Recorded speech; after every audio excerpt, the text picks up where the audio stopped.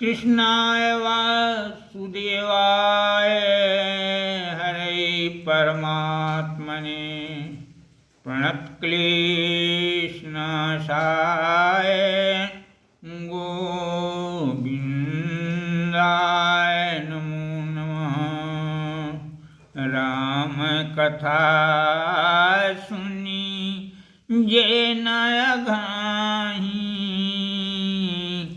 धन्य सुनर हम प्रणवं ताहि। आज का कथा प्रसंग, हाँ एक प्रश्न है, वहीं से शुरू करते हैं। श्री कृष्ण को 56 भोग क्यों लगाते हैं? एक कथा के अनुसार माता यशोदा श्री कृष्ण को दिन में 8 पहर भोजन कराती थी। जब भगवान श्री कृष्ण गोवर्धन पर्वत धारण किए तब 7 दिनों तक उन्होंने अन्न जल ग्रहण नहीं किया। 8वें दिन जब इंद्र का घमंड चूर हुआ, पानी बरसना बंद हुआ, तब ब्रजवासी सभी गोवर्धन पर्वत से बाहर निकले। ब्रजवासियों ने यशोदा मैया से कहा कि लल्ला 8 दिन तक अन्न ग्रहण नहीं किए हैं, तुम प्रतिदिन 8 पहर भोजन कराती थी। 7 दिनों तक का भोजन, 7 अठे 56 प्रकार के व्यंजनों से उनको प्रसन्न करना है, उनको खिलाना है। तो इस तरीके से 56 प्रकार के भोजन व्यंजन बने और यह प्रचलन 56 व्यंजनों का भोग लगाने का चला। दूसरा कथा प्रसंग है, गोलोक में भगवान श्री कृष्ण राधिका के साथ एक दिव्य कमल में विराजते। उस कमल में 3 परतें हैं।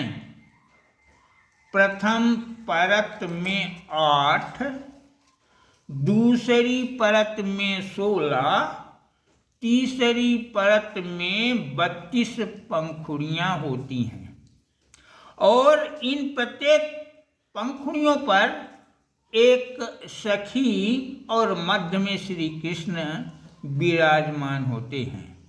अतः उन पंखुड़ियों या उनके सखियों की संख्या 56 होती। तो 56 व्यंजन से सबों को संतुष्ट किया जाता है। तीसरी कथा है, श्रीमद् भागवत के अनुसार गोपियाओं ने श्री कृष्ण को पति रूप में प्राप्त करने के लिए 1 माह का व्रत किया था। वो यमुना में भोर में ही चली जाती, स्नान करती और कात्यायनी माँ का पूजन अर्चन करती, अपनी मनोकामना पूर्ण करने में सहायता मांगती। श्री कृष्ण ने भी उनकी मनोकामना पूर्ण होने की अनुमति दी। व्रत समाप्त करने पर उन सबों ने 56 प्रकार के व्यंजनों से श्री कृष्ण भगवान को संतुष्ट किया। तो इस तरह से 56 व्यंजनों से भोग लगाया जाने लगा। जब कहीं किसी नए स्थान में रहना होता है, उस स्थान में लोगों के रहन सहन, आचार विचार, लोक मान्यताओं की जानकारी ले लेनी चाहिए। भगवान राम जब चित्रकूट पहुंचे, लक्ष्मण जी से बोले, लक्ष्मण पता लगाओ चित्रकूट में रहने का क्या नियम है। लक्ष्मण जी चित्रकूट में यहाँ वहाँ घूमे, उन्हें कोई व्यक्ति नहीं मिला जिससे जानकारी हासिल करें। अंत में उन्हें एक जोगी दिखाई पड़े। उन जोगी जी से लक्ष्मण जी ने चित्रकूट में रहने का नियम क्या है पूछा। साधु बाबा बोले,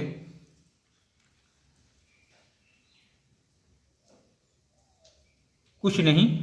उन्होंने सांकेतिक भाषा में एक हाथ से अपनी जीभ पकड़ ली और दूसरे हाथ से मुंह तेंदुली पकड़कर नाचने लगे।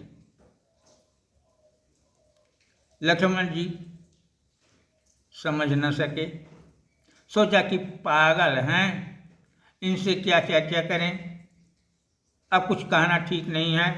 वापस राम जी के पास गए, बोले वहाँ कोई मिला तो नहीं। एक जोगी मिला तो उससे पूछा, तो जो क्रिया हुई थी वही सब बताए। राम जी ने कहा कि लक्ष्मण तुम समझ नहीं पाए, वो स्वयं शंभू जी हैं, भोले बाबा हैं। और सांकेतिक भाषा से उन्होंने समझाया है, जीभ पकड़कर बताया है कि किसी चीज के खाने की इच्छा न करना, ज़्यादा बोलने की इच्छा न करना, जीभ में नियंत्रण रखना, और गुप्तांग को पकड़कर बताए हैं कि काम भावना की ओर न जाना। तो इसके बाद चलते चलाते मैं सोचता हूँ कि आप लोगों से एक प्रश्न करूँ, उसका उत्तर चाहता हूँ। एक झगड़े का निपटारा करना है। दो आदमी बैठे थे, तीसरा आदमी भी वहीं आ गया।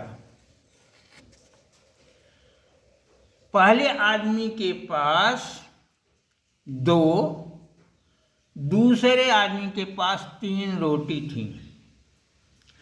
जब तीसरा व्यक्ति भी आ गया तो तीनों जब साथ में बैठ गए तो भोजन करने की सोचते हैं, और सोचते हैं कि अब इसी में बराबर बराबर भाग बनाकर खाएं। तो बराबर भाग कैसे हो? एक रोटी के 3 बराबर भाग किए तो 3 3 6 तो 2 रोटी वाले के हो गई। 3 3 6 3 9 9 6 15 टुकड़े हुए, तीनों ने बांट लिया। 5 5 टुकड़े इन्हें मिले, खा लिया। खाने के बाद वो तीसरा व्यक्ति जब चलने लगा तो 5 मोहर उन दोनों के बीच में रखे, कहा कि आप लोग बंटवारा कर लीजिएगा। अब ये दोनों बंटवारा करने के लिए तो पहला व्यक्ति ने कहा कि बराबर बराबर ले लें इसमें, तो दूसरा व्यक्ति ने कहा नहीं, बराबर बराबर कैसे होगा। मेरी 3 रोटियां थी, तुम्हारी 2 रोटियां, तुमको 2 चाहिए, मुझे 3 चाहिए। इन दोनों के विवादों में कोई हल नहीं निकल पाया। तब एक महात्मा के पास गई, महात्मा से यह पूछा कि हमें कितनी चाहिए मोहर, इन्हें कितनी चाहिए। इस प्रसंग को सुनकर महात्मा बोले कि इसका न्यायिक उत्तर क्या है, मेरी समझ में तो नहीं आ रहा है। आज हम रात के सोचेंगे, कल इसका उत्तर देंगे। भगवान से वो आग्रह करता है, भगवान उसे बताते हैं कि कितना मोहर देनी चाहिए, लेकिन हम आप लोगों से पूछ रहे हैं। इसका निपटारा आप करें, फिर भगवान जो करेंगे निपटारा तो वो बाद में बताया जाएगा।